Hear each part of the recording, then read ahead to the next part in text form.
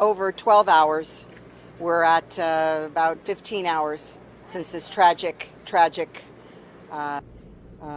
devastating emergency. And our people are working around the clock, our fire rescue team leaving no stone unturned, and we're working with the families on reunification as well as those that were dislocated in the neighboring buildings.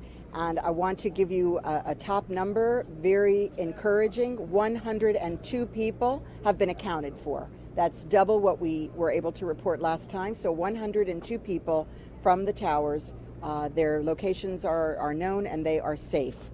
We still have at least 99 who are unaccounted for.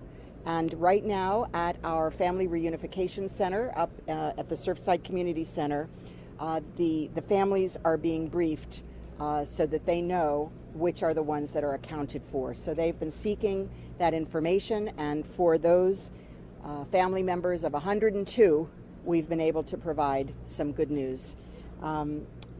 For anybody who has information or seeking information, we urge you to use our hotline 305-614-1819, 305-614-1819. We also have assembled a tremendous support system.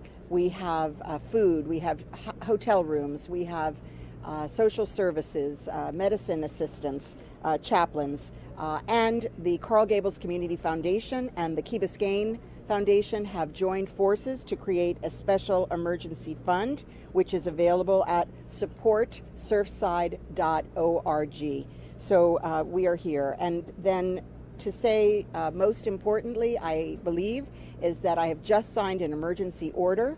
The governor has on his desk his emergency order, and with that, we will get the support from the federal agency FEMA. The president has pledged that support, and so shortly these orders will go forward, and we will be able to bring, in addition, FEMA federal assistance to this site and to the families who are suffering.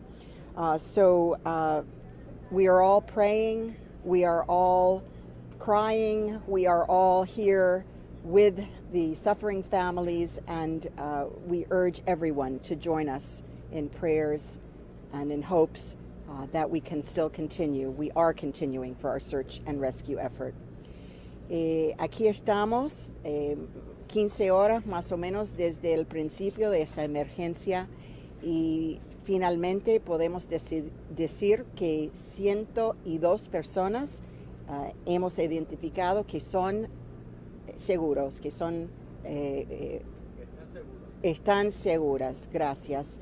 Y las familias están recibiendo la notificación ahora de los que están con estos 102 personas, pero todavía tenemos 99 personas al mínimo que no podemos decir dónde están y si son seguras.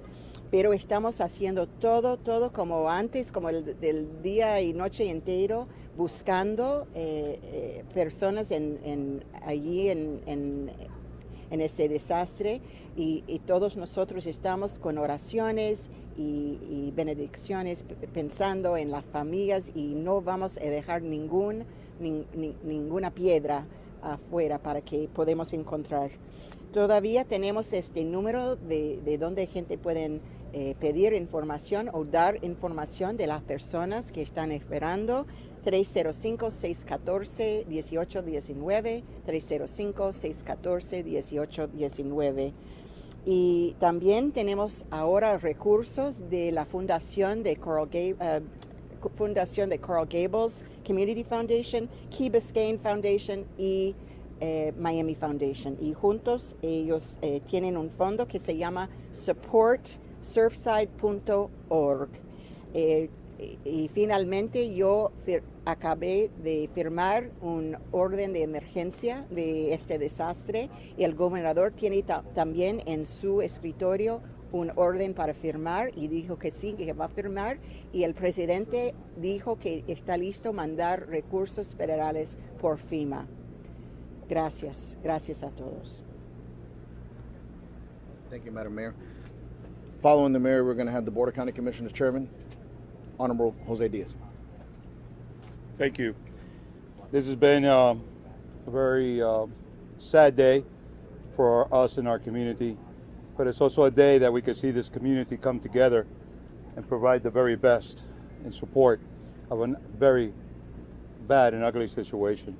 I want to thank the firefighters that since 1:48 in the morning have not stopped in trying to rescue as many people as possible. I want to thank the mayor for all her work and what has taken place. This is very sad when you're dealing with people that don't know the outcome of their family. They're very worried. They just are desperate in the sense that they want to know what's actually taking place. But we continue to try to rescue. We continue to try to find more people. And the number doubled, as the mayor said, was great news. We want to keep going on that. And I know that the chief fire has more figures as to the director of police, as to stats. All I can say is I am incredibly proud of this community and all its residents and the outpour of support and what they're doing. Thank you to all, and the prayers. That is extremely important. That's what's taking place. So to us, please continue. Our men and women are doing the very best that they can. They're the very best in the world in what they do. And hopefully we'll continue to get good results out of such a tragic situation. Tengo que darle las gracias a la alcaldesa por su liderazgo y también a los hombres del Departamento de Bomberos y de Policía. Desde las 1:48 de la mañana están trabajando sin parar, buscando personas y tratando de salvarle la vida a muchos de ellos en el rescate. El número creció el doble, como dijo la alcaldesa, de personas que ya son contables, pero todavía quedan 99 que no han sido contables. Y quiero darle las gracias a esta comunidad por el trabajo tan eficaz que está haciendo, tanto en las ayudas y todo lo que están mandando para ayudar a todo lo que puede. Y las oraciones también a estas circunstancias. También al Departamento de Bomberos, como dije, que no han parado desde las 1:48 de la mañana y siguen trabajando eficazmente para seguir rescatando personas. Pero yo voy a dejar que el Departamento de Bomberos, el jefe, diga su información, también como nuestro gran director de la policía. Pero más que nada quise darle las gracias de nuevo a todos los que están trabajando en estas circunstancias y también a los ciudadanos de esta comunidad y de todas partes que han llamado con la ayuda, incluyendo nuestro gobernador y muchos más. Muchas gracias. Thank you, Mr. Chairman. We're going to follow with the Vice Chair, Honorable Oliver Gilbert. Between the mayor and the chairman, they've said most everything, but listen, I just have to implore everybody, just pray. Look, having seen that building from the other side, we have to all pray. The county, the mayor, the firefighters, the first responders, we're going to all continue to work. But we need everybody to continue to pray because, and not just for the people who were in those buildings, but for their families who are desperately hoping that they're safe. For the firefighters and first responders who are going in there trying to save their lives. For this community, we have to pray. And we're going to pray and we're going to work. We're going to pray and we're going to work. Thank you. Thank you, Mr. Vice Chair. We're going to follow by Representative Debbie Wasserman Schultz. Thank you so much, Mayor Levine Cava, to the members of the County Commission. I woke up this morning in Washington, D.C. to the horror of seeing a building that had collapsed in Surfside, which is entirely included in my congressional district. I spent the morning before I got on the plane to come down here speaking with Mayor Burkett and the officials in the city of Surfside who have done a remarkable job mobilizing, along with Mayor Levine Cava and her team. It is essential that we have a whole of government effort here. And so making sure, my responsibility as the member of Congress that represents this community is to make sure that we can have there be no daylight between the federal, state, and local governments, and ensuring that we have the assistance of the federal government to make sure that our community has the resources they need to make sure that not only the unanticipated expenses that come with this kind of disaster are accounted for, but also there'll be need for federal housing assistance that only comes with a disaster declaration that we've been working with the White House since this morning to make sure is declared. Once the governor makes that declaration, now that the mayor has sent hers up, I spoke with the Chief of Staff of the White House, Ron Klain, before I got on the plane, and they were already preparing to make sure everything is in place for when they receive the emergency disaster declaration from the governor. So everyone is ready. It's all hands on deck. I will tell you that I have been getting outreach from constituents who had family members or people they knew in the building, and they are among the unaccounted for.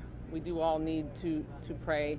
I just had a chance to view the site up close, and I mean, the humanity that you see, the daily lives, the evidence of just people living their daily lives, and that everything evaporated in an instant. It's enormously devastating, and so we really need to make sure, and we will. And I'm thankful that President Biden made it very clear that they are prepared to mobilize everything that this community needs, and I'll be working with my fellow elected officials to ensure that. So please know that this entire day, since the news of this tragedy began, we have all been working very closely, and we'll keep this community close and everyone in our prayers. Thank you so much. Thank you, ma'am. We're going to follow up with the Assistant Chief of Operations, Ray Jadala, followed by Public Information Officer Erica Benitez in Spanish. Hi, good afternoon. So since the last press conference at 6 a.m. this morning, we shifted our operations from the inside of the building to underneath the rubble. We conducted an assessment, sonar and search cams on the top of the rubble. Sonar is those listening devices. We also utilized canine dogs for the top of the rubble early in the search phase. What we've determined was that all the resources needed to shift underneath the rubble. There's a parking garage that's beneath the building that's given us better access to gain basically tunnelways to these different floors. All the resources have continued to basically shift approximately 60 to 70 firefighters at a time, coupled with our urban search and rescue team underneath the parking garage. Again, that's what we found was on top of the rubble area. We're unable to locate any voids, any areas that we could actually operate to start conducting these searches. This process is slow and methodical. You see that every time there's a shift in the rubble, we have additional rubble that shifts on us. If we make a cut and there's a shift with additional boulders, what we end up finding is what we just encountered, a small fire. We did have a small fire as a result of some shifting of the building. We were able to extinguish it within 20 minutes, after which time we went back in and we conducted search operations. The operations will continue throughout the night. We have our urban search and rescue team, again, coupled with additional resources that we have that are going to replace our firefighters tomorrow morning to bring in fresh crews. But again, every possible resource that we have, including local assets from municipalities, are being brought in, and every opportunity for any viable victims that we can find, we will locate. Thank you. PIO Erica Benitez is going to speak in Spanish for fire. Muy buenas tardes. Bueno, ahora 15 horas después de que comenzamos esta operación, estamos todavía continuando con la misión de búsqueda y rescate. Lo que sabemos es que al comenzar esta misión, al principio empezamos haciendo una búsqueda con los perros, al principio en la parte de arriba de los escombros. Ahora lo que estamos haciendo es cambiando la estrategia.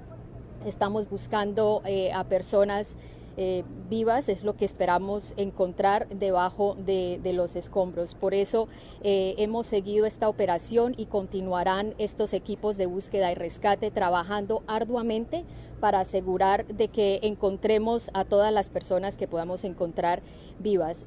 Nosotros tenemos unos equipos especializados, al igual que muy bien capacitados para hacer esta clase de búsqueda y rescate.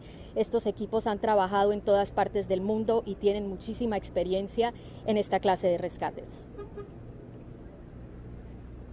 Thank you, Erica. Director of the Miami-Dade Police Department, Alfredo Ramirez. Good afternoon. I'd like to speak directly to the victim's family and everyone in our community that's concerned right now. I want to assure you that we are doing everything we can to bring information to the families. We are all in this together. We are all hurting. We know that the families are very upset. They're in a lot of pain, but we ask for painful patience. And I know that's a hard ask, but we have to. This is a tremendous task that we're all involved in right now. It's very dangerous, and while we're putting the work on the ground, those families are suffering. Our officers and our counselors and social workers are with them right now, trying to console them, waiting for, dire news or good news. What we all have to do, like everyone has said here, is, stick together and pray together. These are very difficult times, and things are going to get more difficult as we move forward. As we move forward, it's going to get harder, and those families are going to suffer. So I ask, please, rumor control, please do not share any misinformation. We will give you the information that we can give you, because those families are depending on that, and I want them to know that we are here for them. Estoy hablando directo a la familia, decirle que estamos sintiendo tu dolor. Nosotros sabemos que está ahora sintiendo bravo, que hay muchas cuestiones.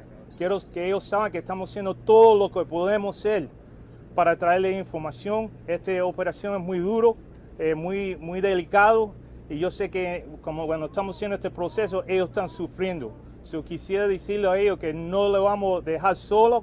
Tenemos nuestros detectives hablando con ellos, dando información, y por favor hay que controlar los rumores.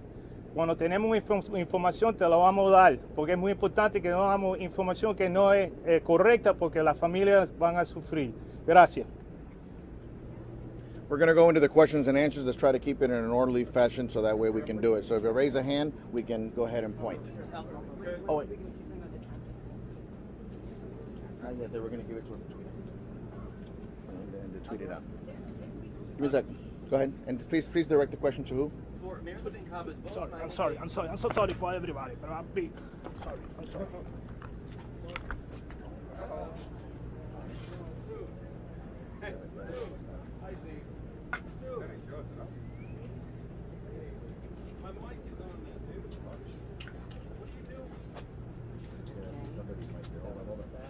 It's okay, we won't go without you. Oh my gosh. I'm sorry, Mayor. It's okay, we're all excited.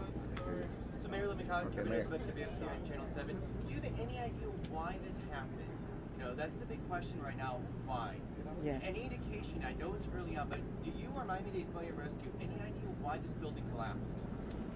So at this point, we have engineers on site, structural issues. Obviously, the building did collapse, so we want to understand what happened, but also what risk there might be for the remaining buildings. So it's a structural engineering question, and through our fire rescue department, they have engineers as well. The city of Surfside is also working with structural engineers. Is Miami-Dade Fire Rescue the lead on trying to figure out why?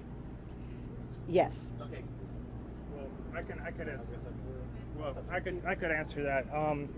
Miami, the fire department is doing the search and rescue.